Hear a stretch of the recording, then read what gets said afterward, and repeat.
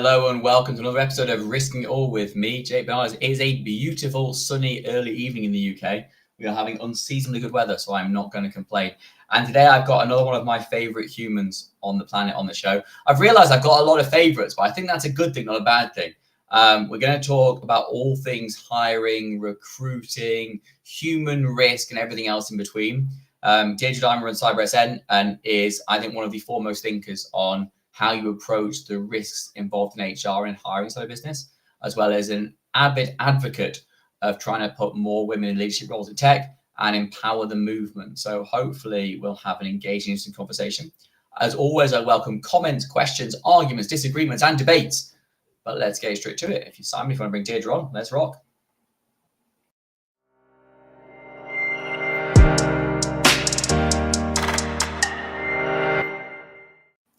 Hello, hello, hello. Hello, good morning. Well, good afternoon for me, good morning for you. I always find that at one point I had like several guests that were all in multiple different time zones across the world. Some ahead and some behind me, confused the life out of me. Let's start as I always start. So your name, your role, and then your hero, your hobby, and the biggest risk you ever took in life. Holy moly. Wow. Okay. So the easy one is my name is Deidre Diamond. I'm the founder and CEO of CyberSN, also the founder of Security. It's on the screen. Holy moly. It's going to be there the whole time. What do? I spend my time helping the cyber industry and now the IT industry make plans for talent development, talent retention, talent gaps, and emotional intelligence management support. And a lot goes on in that because, as you know, we started 11 years ago with talent acquisition. And so there's a lot of that going around here too. So that's how I spend my time, as well as working with women to help them achieve goals and career development. So yeah, now, oh my gosh. Okay. So what's this? What the Hero, hobby, biggest risk. Ruth Gator Ginsburg. Love how she used the art of language to convince those men to give the rights that we needed to be sitting here. And I love watching the clips of her having that conversation as somebody who thinks about the importance of communication to life. And words start wars, words end wars. I have a lot of admiration for anybody who can use words to convince people to do things for good without just calling it good. So that's that. Yeah, she's badass. What's the next one? Hobby. What did you do for fun? Hobby. I guess for me, the hobby is walking. I like to walk every day. And if I don't, it really affects me. So I would say that's my number one hobby. Used to be horses growing up. Oh, really? You rode horses? Yeah, I rode horses. My daughter rides horses. She's obsessed with a horse called Rags. Yeah. They were my friends. Plus, I love to trail ride. I didn't do any of that showing stuff, but got my first horse when I was 11 and had them until college, basically. Why did you stop riding? Why don't you ride now? I did ride in my late 20s. I bought a horse property. I had horses on my property. They're a lot of work. I had other aspirations and they need care. And my career took me through travel and all kinds of things that just not enough time. Again, I will have them again. When I retire, I will live on a property with horses. Cool. And then the biggest risk you ever took, and you can't say starting your business because every business founder I know goes straight to I started a business. Another thing. That's interesting. At the time, I certainly didn't see it as risk then. What's the biggest risk I ever took? Oh my gosh. What's the biggest risk? How about, I guess, for me, traveling international myself, I did a lot of that, went to countries that were super far away. And I don't know why I feel like that. Probably because I remember getting sick at one time and really thought this was dangerous. I should have never been out here alone. But I can't think of anything bigger risk. That's bad. Is that That's bad? probably good. It probably means you're risk conscious. It's a good thing. I am very risk conscious. This is probably positive. I do not. I haven't been drunk since I was 16. Let's put it that way. There you go. So I have a million questions. So I have no script, as everyone knows, ever. So I'm going to just steer this wherever the hell it wants to go. My first question, is there a hiring shortage or a people shortage in security? Yes or no? It's one of the most controversial topics in security. Is there a million people gap, or is this complete nonsense? There's a skills gap. Those jobs exist and they go unfilled, but they require skills. Is the skill because the people aren't there with the skills to fill them, or is the skills gap because the recs and the roles that are defined are basically impossible to fill? Like, for example, AI experience of 15 plus years.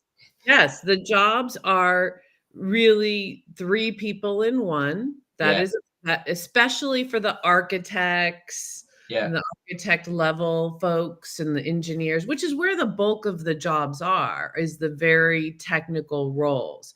And so there's a gap because it takes time to develop those people, and most organizations aren't developing them as much as they're utilizing them. And then people want more in one, for sure. We've had that, that unicorn conversation in cyber since the day I got in cyber. And for some reason, the word's gone away. Maybe we've just developed enough people that can be the unicorns. But the jobs that are sitting open, unfilled, are extremely technical, and we've also got this other thing going on, which is back to the office. I know many of organizations that have great jobs, but the architects and the engineers, they're not going to go into the office every day anymore. They don't have to. There's enough need for them. So the jobs that are sitting open are that. And then let me double click on that one. When you talk about technical roles, do you think that we have now we swung the wrong direction? We've got so obsessed with trying to promote soft skills that everyone in our industry is really great in soft skills, but now terrible in technical skills. God, we swung the pendulum in the wrong direction.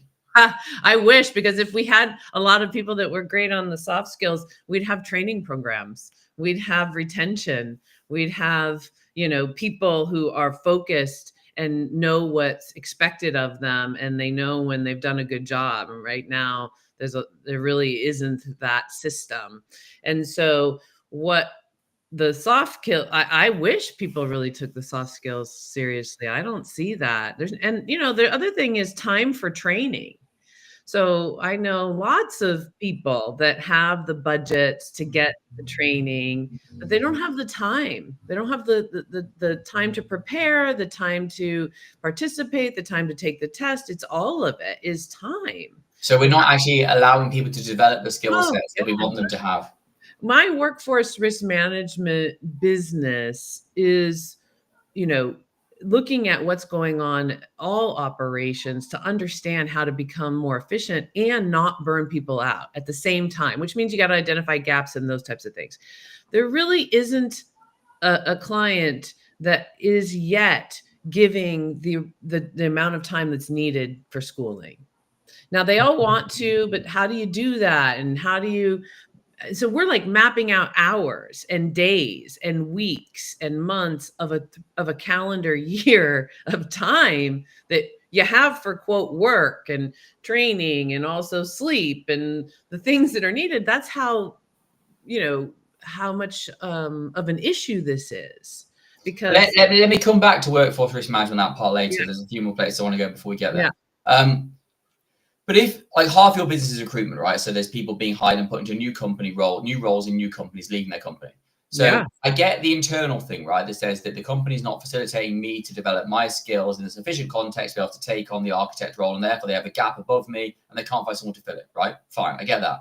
But then if I want to go and get an architect role, either at my own company or someone else's, am I not responsible for developing my own skills outside of the workplace? Should I not be doing this myself? Because it's my career and selfishly, that's my gain. If I'm leaving, I'm hopefully leaving for an increase in wage. So it's one. I get the blame on the workplace thing, but partly I think are people not taking enough accountability? Yeah, I want to say that people want to, and they do where they can, but remember the cost of certifications.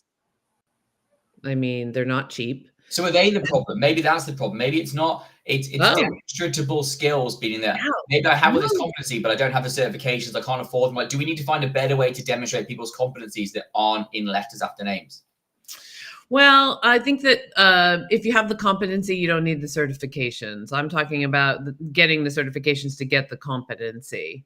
So there isn't cross training, there isn't, succession planning at companies. So that's usually where a lot of this would be made up too. If there was succession planning, that would happen. So yeah, and then you've got the cost, what, $10,000 for these more technical, very specialized certifications. And then it's also the time.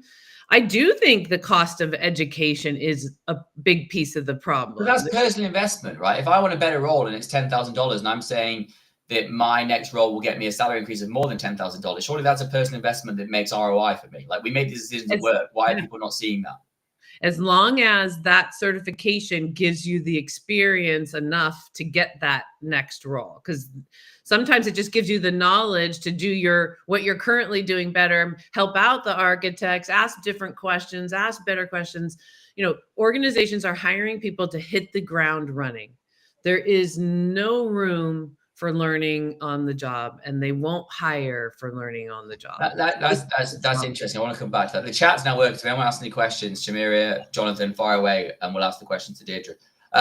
What's the biggest myth in recruitment, particularly in cyber or tech, that you want to debunk? What is a myth that we always say which just isn't true in your world, or you don't believe is true? A myth, I would say, well, we all know that, getting entry-level job and CISSP and all that stuff is just dumb. Yeah. It's not. I mean, we all know that now. But really, I think the myth that that the jobs are there or not there is a myth. The jobs are there if you have experience.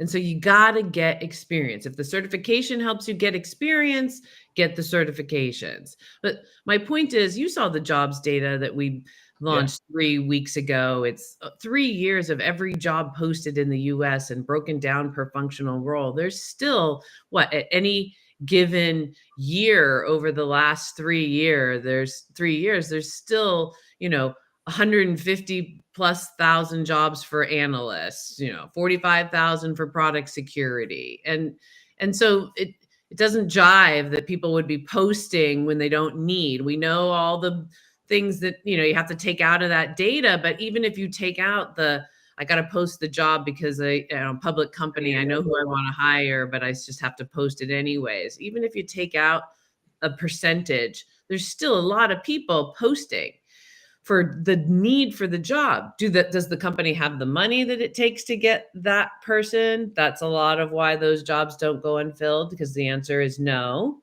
And then the other ones is the question of, just wanting too much in the job skill set or wanting them to come in the office as to why these jobs are staying open. And then they eventually get filled.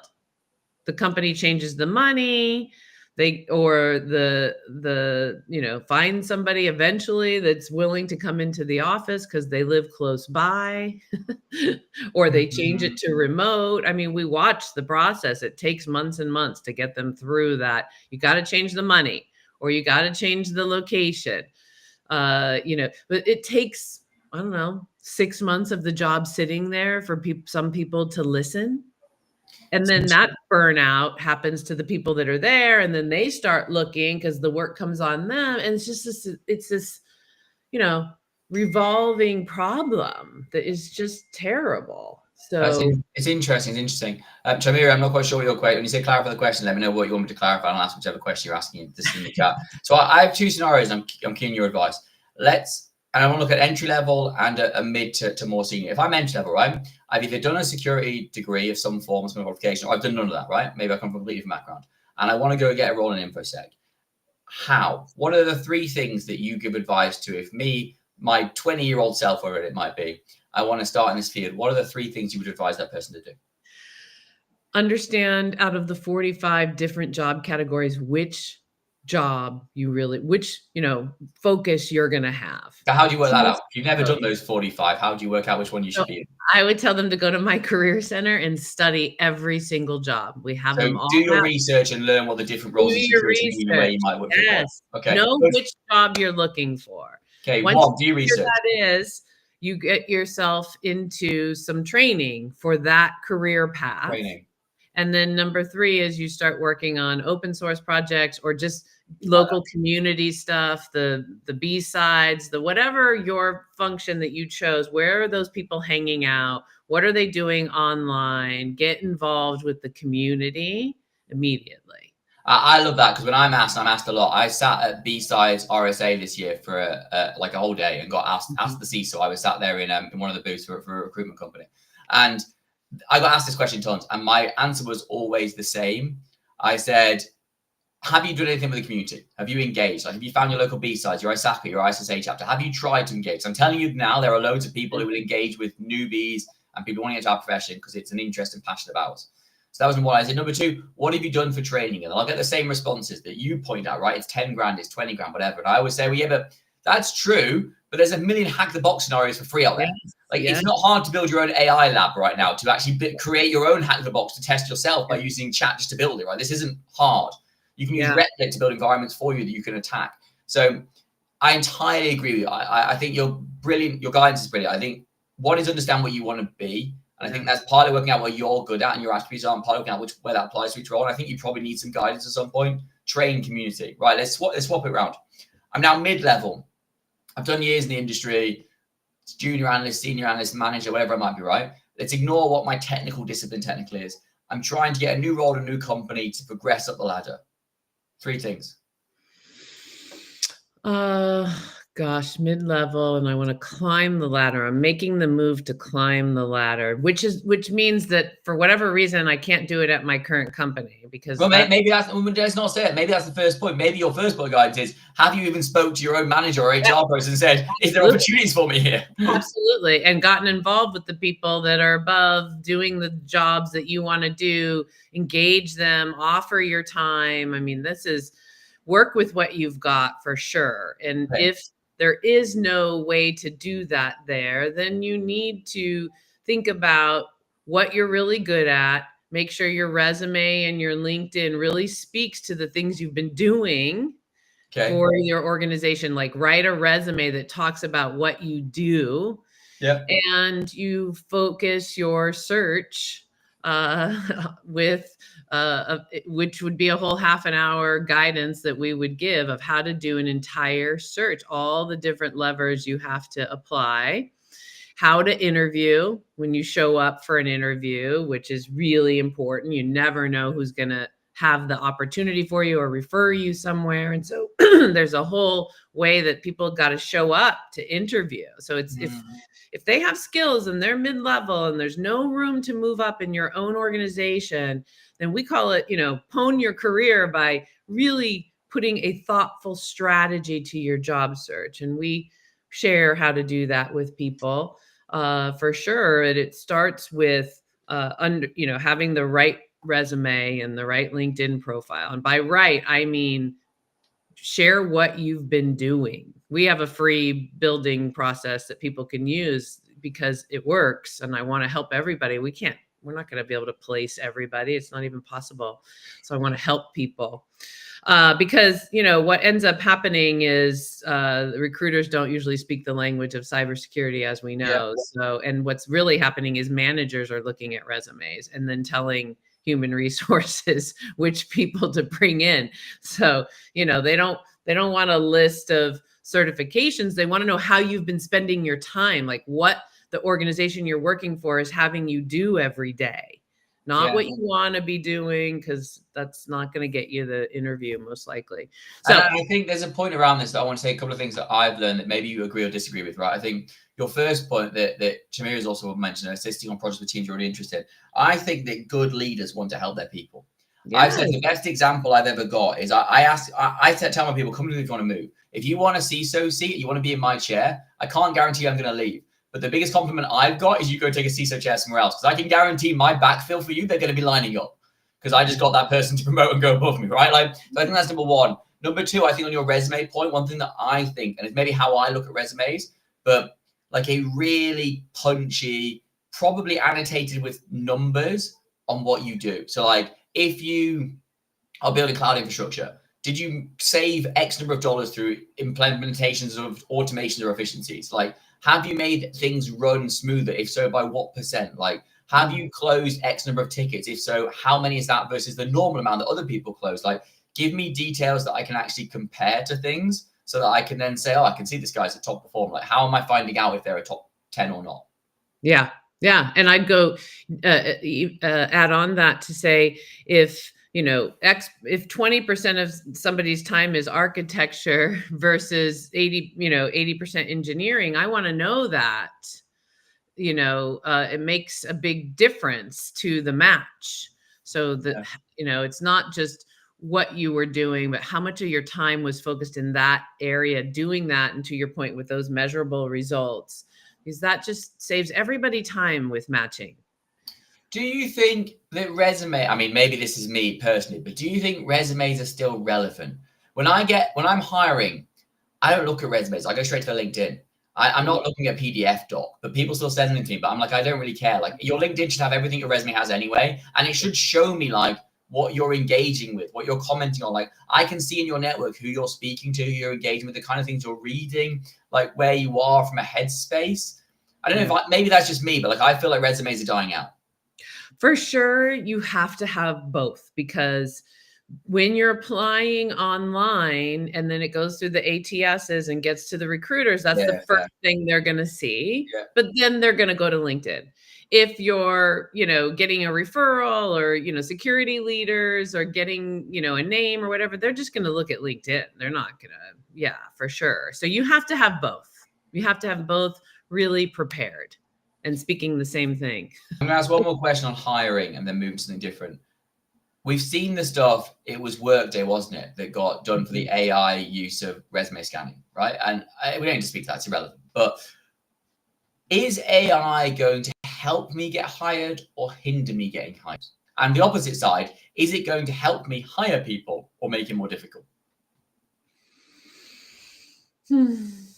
It's going to help those of us that help everybody do our jobs better, just like every other AI product that exists today. It creates efficiencies for those who service or utilize those types of products to do what they do. At the end of the day, the garbage content in and the garbage content out is still the problem in this for this challenge of job. I agree. Yeah. So for those of us that work with a taxonomy like CyberSN and do things differently, it's going to help accelerate things, but it's not going to make a damn of a difference on LinkedIn or anywhere else. The one thing I've wondered, and maybe you agree, and maybe it's a good thing for you, is I think it's going to differentiate recruitment more. I think, like, I work with a few recruiters, or I know a few recruiters, I say, and I think the ones that I know what makes them special is them as people.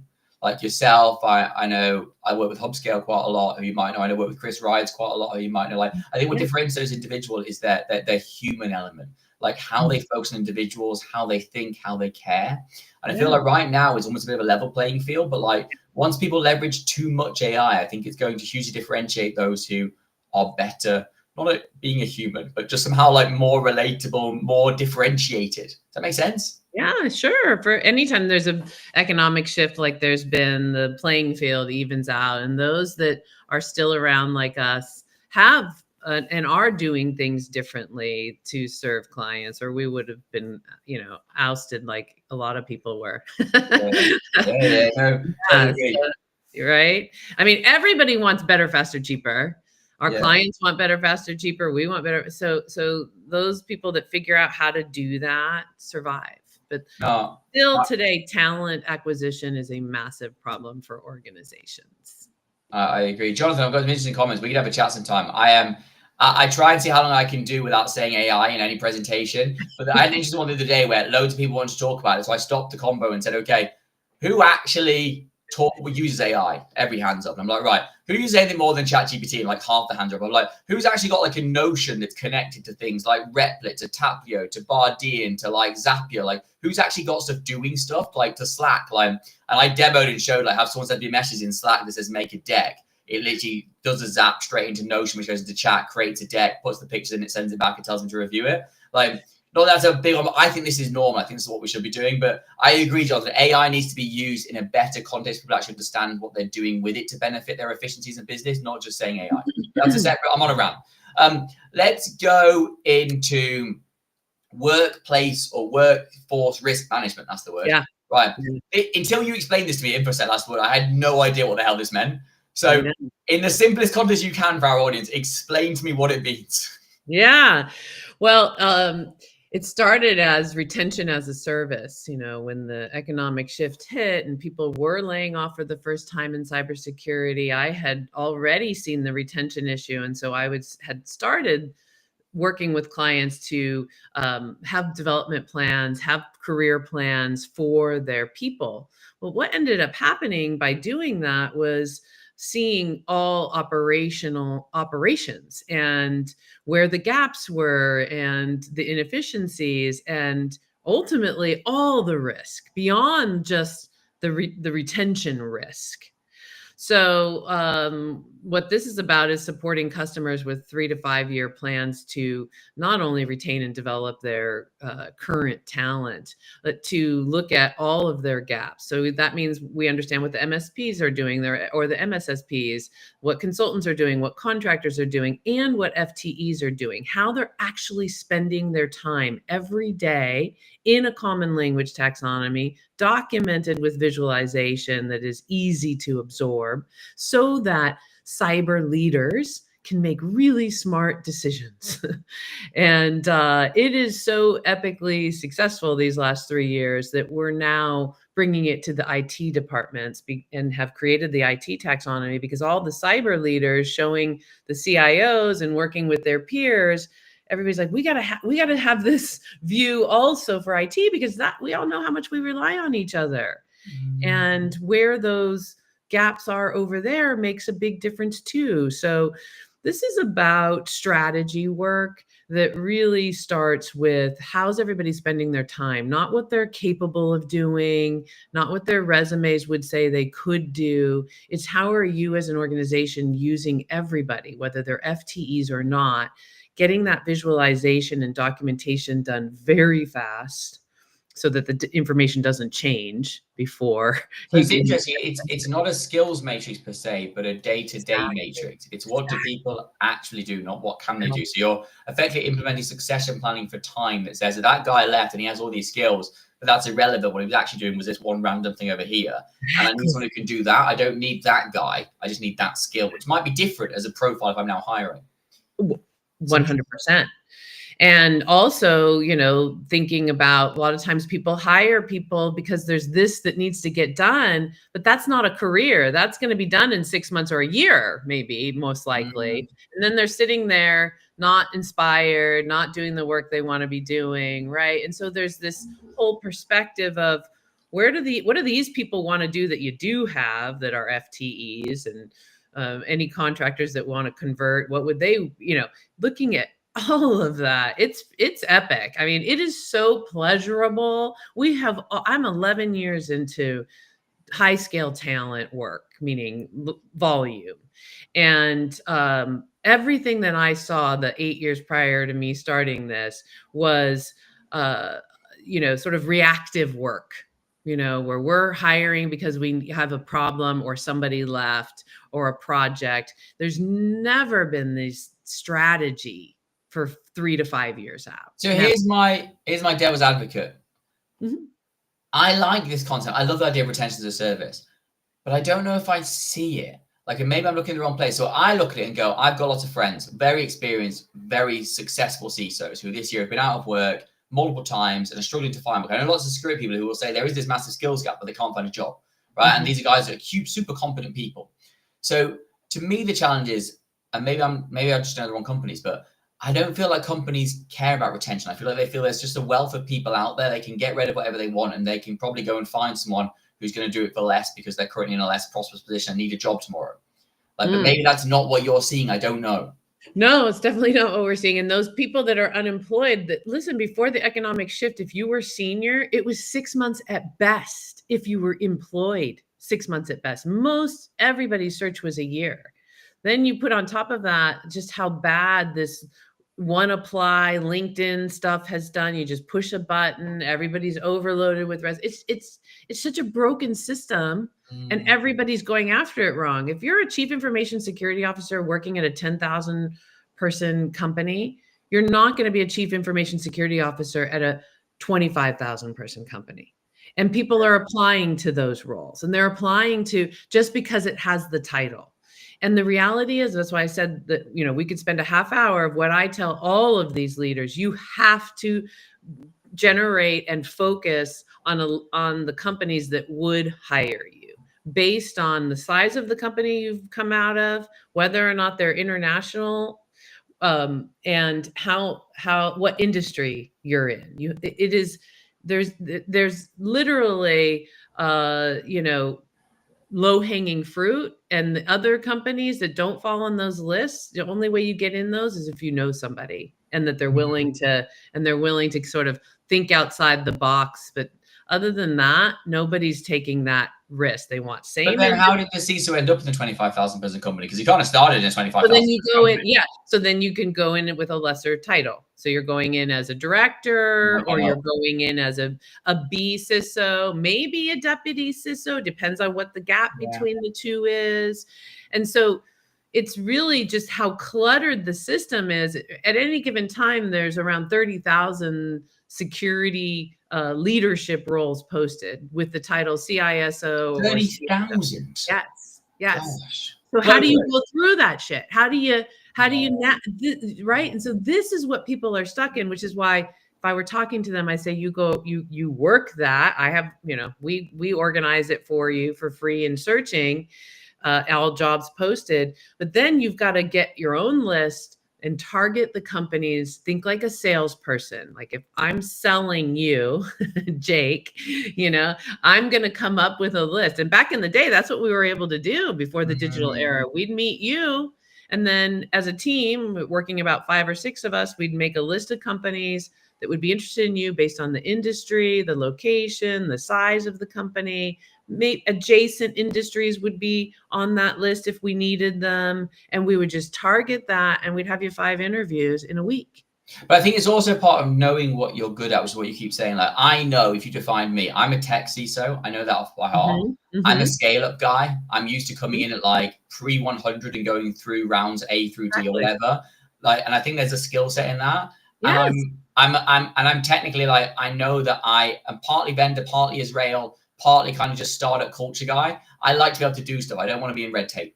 Like, I'm not an ex-Bain consultant. Like, I want to actually get my hands on keyboards and talk to people about actual tech problems. But I think that there's lots of people in our industry who don't know what they are. They just think, like, I'll try and get closer to the Fortune 50 as I can and try and keep getting a CISO role that goes, like, more and more to the one where I'll get invited to every event. Whereas I think, like, there's a degree to say, like, work out what you're good at and just be really damn good at what you're good at.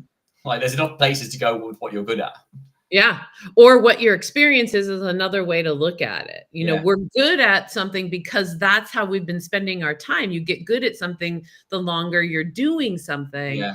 And as I said earlier, everybody wants somebody to hit the ground running. Well, going from what you've been spending your time in to the Fortune 500 is going to be a learning curve. Could you do it? Sure. If you wanted to, like, if you were really committed to it, of course, all humans can do things they want to do.